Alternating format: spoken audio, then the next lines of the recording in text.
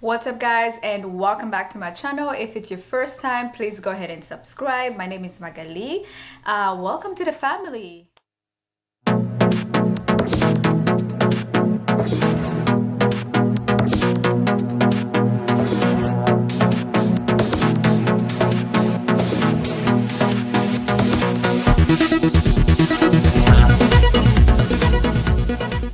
So in today's video, I decided to do a Q&A for you guys. I noticed that you've been sending a lot. You've been sending me so many questions on my IG, DMs, and also I did a Q&A on my Insta story. So I was supposed to put this out there last week, but unfortunately I got so busy. So hope you guys understand. So I'm gonna start with the first question. The first question is from Bellamy Muteteri. A book that changed your life apart from the Bible. Actually, this is a very, very good question. So let me get you the book. So here's the book that changed my life. It's called Wholeness by pastor. This is my pastor, actually, Ture Roberts. It's Winning in Life from the Inside Out. So this book is amazing. I love the book. I think I have to read it again because it's one of those books that you just have to read it. You know, you have to read it every year. I read this in 2019. I believe I think I read this book around like May last year, and wow, it was just eye-opening. It went straight to my heart. It was like therapy as well, because I found myself literally crying. I found myself thinking and reflecting, and then at the same time, thanking God. This book is amazing. I highly recommend if you can find it. I'm sure it's on Amazon. It's also on Audible, so if you are busy, you can, you prefer maybe audiobooks, like listening to books, it's also on Audible. The second question is from Sharon. That's Sharon, yes. Your weight loss, healthy eating, and workout routine, please. Okay, so I hope this is gonna answer all the questions that I get. I mean, literally, I get everybody asking me, how did you lose weight? You lost so much weight, Magaly. What did you do? So first of all, I want to start with my healthy eating style, like my habits. In 2019, I became vegetarian. So I've been vegetarian for 2 years now. I am extremely happy about my diet. Like, this vegetarian lifestyle is like the best. It works so much. It was so well with me. Like, it's when you find out one thing that works for your body, that works for you, you just stick to it. So it works for me, and man, I don't see myself ever eating, going back to eating meat. I don't see myself going back. So I'm vegetarian. I eat the only animal product that I would say that I eat is eggs, and then sometimes a little bit of cheese, but I'm literally strictly plant-based. So I eat a lot of vegetables. I eat a lot of lentils, beans, what do you call, peas, a lot of grains. So anything that comes from the soil, plant-based, is literally what I eat. Working out is, I would say, one thing also, the reason why, because exercising is also part of the weight journey, the weight loss. But it's really, the reason why I started with food is because it's 80% what you eat, really. And then 20% is your activities, obviously, like working out. And then water as well. I drink a lot of water. I drink like 3 liters a day, because I work out every day. I work out. The only day I pretty much don't work out is maybe on the 7th day, because I feel like the 7th day you're supposed to rest. But I work out every day, literally every day. I'm hiking at least twice a week. If I don't hike twice a week, I hike once a week, and then I run another. And then the other 4 days I'm like working out on my upper body, like lifting weights, and then I'm doing the lower body as well, and I'm doing some core workouts, because it's good to work out, all your body parts. You can just do cardio, you gotta lift weight, because I believe lifting weight is just, man, it's amazing. That's when you start even seeing results. And then it pushes your brain capacity, like it challenges your mind. You are able to see things that, you're able to, it's just like it frees you from all the things that you think that will limit you. And that is the quickest way to lose weight as well, and tone up. The third question is from Mireille K. Describe your feeling after salvation. Oh my God, listen. The best, I don't even know how to describe it. I don't know. It's like the best thing. Like, literally, it's the best thing that ever happened to me. I'm telling you, the best thing. Okay? And I have seen, I can't say that I've seen it all, because I'm still alive and I'm still young. But I kind of have seen a few and been through some, being good, have seen some good things and all, whatever. But receiving Christ as my Lord and my Savior, it's and it will always be the best thing that ever happened to me. So I love Jesus. He's my everything and my all. So that's all. The fourth question is from Deborah. How did you receive salvation? Deborah Ngendanzi. How did you receive salvation? So my salvation story, honestly, it's a long story. I would say just watch the video on the grace, God's grace over my life. But long story short, my salvation story was interesting because obviously after doing my life, like doing some, living my life in the world, I didn't have fulfillment. I always felt like there was a void in me, no matter how, money I will make, like whatever, like all the good things, nice things that I was seeing or that were around me, there was always a void inside of my heart that just felt like I would always feel, empty. And then after going through a very, very dark time, like depression, and then so many things like my childhood trauma, and then some betrayals that I, obviously faced too, like a few years ago, I was just like, you know what, this is too much. I can't take this. And then when, I got to a point where I was like, you know what, God, if you're really real, then I want to know, like, help me, heal me, and fix me. And my depression literally was healed by Christ. There's nothing else, because every time I would listen to worship music or sermons, they would just give me peace. So that's when I started like saying, you know what, maybe this stuff, because I went through a period of time, like a whole year, where I was just like, I don't believe in God anymore. I was just dabbling in so many things, like you know, I was reading like books like Buddha. I was like practicing sometimes also, like, the new age spirituality, like self-help, like think positive, or like this is what you do, or opening the third eye. All of that is like crazy, and none of that really worked. None of that helped me. So it wasn't until I said, God, I just need your help. I want you to, like, if you really will, Jesus, I want you to literally like reveal that to me. And man, and after that supernatural experience that I had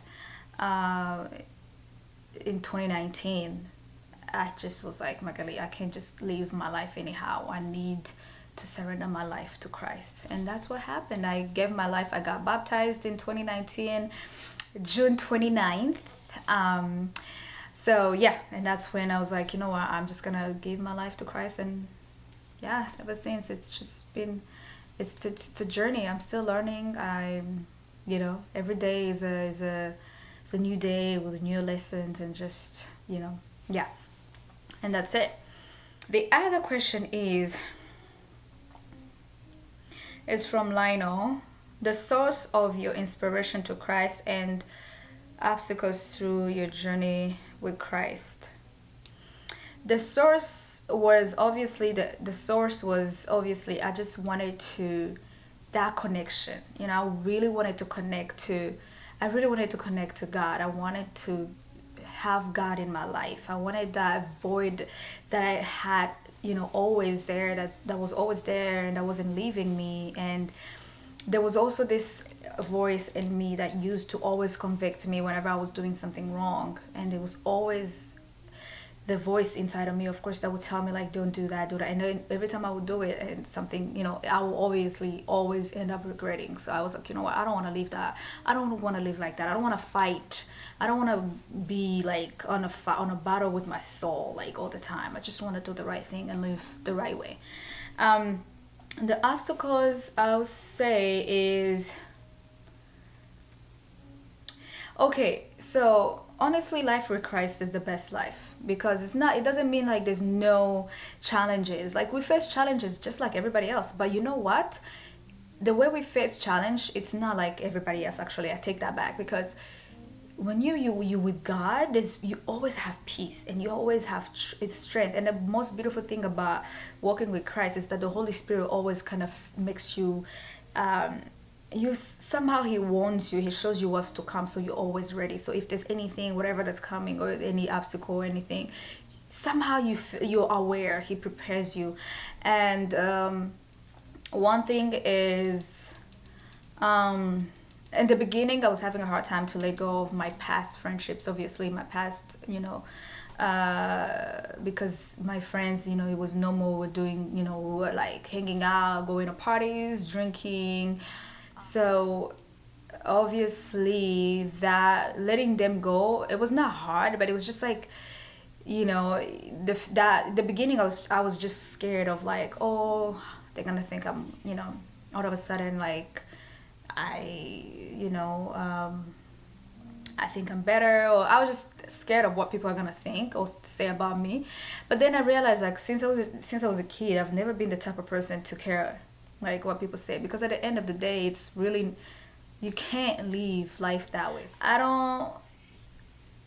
don't like to talk about challenges, because I feel like, you know what, challenges is just part of life. It's just what life is about, you know. Yeah, life is about that. The more you overcome, the higher you go. So that's just how it is. Easy, I don't like easy. Easy is it's not in my language. The next question is, how can you describe your spiritual position right now? Oh man, amazing. And also, I mean, it's a journey. I'm learning, and I want to keep learning, and I'm loving learning. So I just love being a daughter of the Most High God. I just love being a bride of Christ, and that's the best feeling ever. Yeah, so spiritually, I'm growing, I'm learning, I'm healing, because the healing journey is a process. You don't just heal overnight. You know, I went through so much, you know, in my life, like literally. But it's amazing that now when I look back, I thank God. The things I used to cry about, that used to make me feel like, now I just look back and I'm like, thank you, Jesus. You know, at the end of the day, it all ended up working for my good. So yeah, it's amazing, you know, it's amazing. And then the next question is from, and the last question too is from Christelle. Christelle, she's like, hi Magaly, mine is a relationship question. When, as a woman, do you know it's time to leave a relationship? Okay, so this is a good question, but I have to be honest with you. I'm not a relationship expert. I mean, I'm not a counselor or a therapist, but like, for me, what I would do, for example, is, I'll say the best time to leave a relationship as a woman is when you realize that, first of all, there's this thing that women, we all have it. We all have that gut feeling, and that gut feeling is always right, because it was given to us by God. When your gut feeling is telling you to leave, it's usually the best time for you to leave, because that is the way God is communicating to you to let you know that, you know, there's, it's time for you to leave that. It's time for you to move on, to discover yourself, or to move on to something better. But not saying to move on, you know, to something better, because sometimes, you know, I don't mean in a way that you have to like leave a relationship, you know, one relationship and go to another relationship, or because the other person is better. No, it's just that I feel like the best time to leave a relationship is when you realize, first of all, you both together not growing. It's becoming toxic. You don't share. You don't see. You don't see them in your future. Like you don't share your purpose, because purpose is key. You know, if I was reading the other day a book, there's this book I'm reading, and the guy said something that really stood out in my heart, because as Christian women, first of all, we're not supposed, Christian men and women, we're not supposed to be unequally yoked. So you want to date another believer, fellow believer, because you speak the same language, obviously. You share the same faith. They believe in Jesus just like you do. They don't want to have sex before marriage just like you don't want to do that. So this man mentioned something like, how can you know a suitable spot, like a suitable, let me actually find it. I think I took a screenshot of it.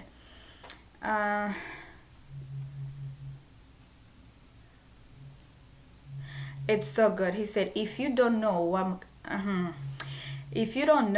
what God made you to do in this world, how can you recognize a suitable companion to do it with you? If you don't know what God made you to do in this world, how can you recognize a suitable companion to do it with? That is so deep. That made me think, you know, because, for example, right now I have, you know, guys want to be with me, but I'm like very selective, because I know why I'm here, and I can't just be with anybody, because I have to be with someone who is going to be okay with what God called me to do on earth.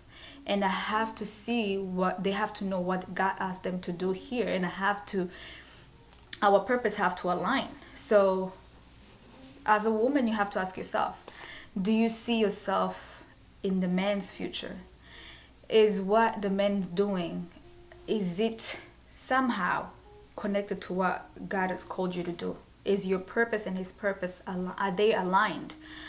So if the relationship is starting to get toxic and violent, obviously, actually, it shouldn't even get there, because the first thing is, you know, like you can talk to someone. If the purpose, your purpose is not aligned, that's a red flag. Yeah, so I think that's what I would do. If it's not growing, it's not taking you anywhere, you're not making each other better. You know, if there's always like arguments, there's more differences versus what you share, what you have in common, you don't have each other's best interest, then I will say I'll leave. You know, I'll leave. But you know, at the end of the day, you know, everyone knows, you know yourself, you know what's best for you. So yeah, so you know, you have to go with who you are, and then pray about it. Always pray about anything. Always pray about everything, actually.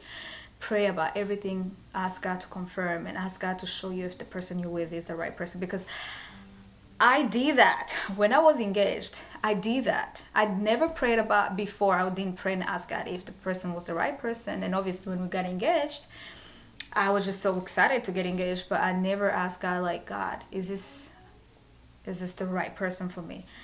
But then when we got engaged, obviously I started seeing some things, and I was like, oh, and then there was that thing in my heart that was just not at peace. So I started praying about it, and I was like, God, I need to know, did I make a mistake, or is this the right person? And man, God gave me a sign, not just once, not just twice, 3 times. And I just had to get myself out of it. And yeah, we're cool now, God bless. We both moved on, but yeah, no, we're not enemies. And that's the thing too, when you end things with someone, you don't want to become enemies. You don't want to, no, that's not right. You know, no matter what happens, if you have differences, it happens in life. We can't always be at the same page. We can disagree, but still, you know, be respectful to one another. Yeah, so that's it. I hope this video helped you guys. I hope I answered all your questions. I mean, there's even more questions, but I think this video, I'll probably do another, I'll probably do a part two for you. Yeah, so thank you. Don't forget to subscribe. Don't forget to share this video with your friends.